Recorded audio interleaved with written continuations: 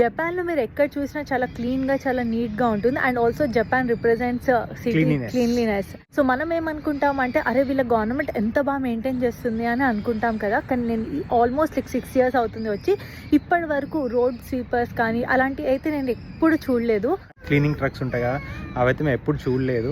So అయినా కూడా ఎందుకు ఇంత క్లీన్ ఉంటుంది, మరి ఎవరు ఇవంతా మెయింటైన్ చేస్తున్నారంటే ఇండివిజువల్.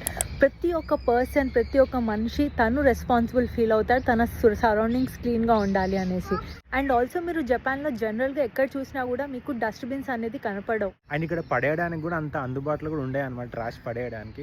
మనం ఎప్పుడైనా చాక్లెట్ తిన్నాం, ఆ కవర్ మనం అక్కడే పడేయకుండా ట్రాష్ని ఎక్కడ డిస్పోజ్ చేస్తారంటే వాళ్ళు మళ్ళీ వాళ్ళ బ్యాగ్లో ఆర్ పాకెట్లో సమ్వేర్ పెట్టుకొని ఇంటికి వెళ్ళి డిస్పోజ్ చేస్తారు. జనరల్గా నేను చూసింది చెప్తున్నాను మీకు.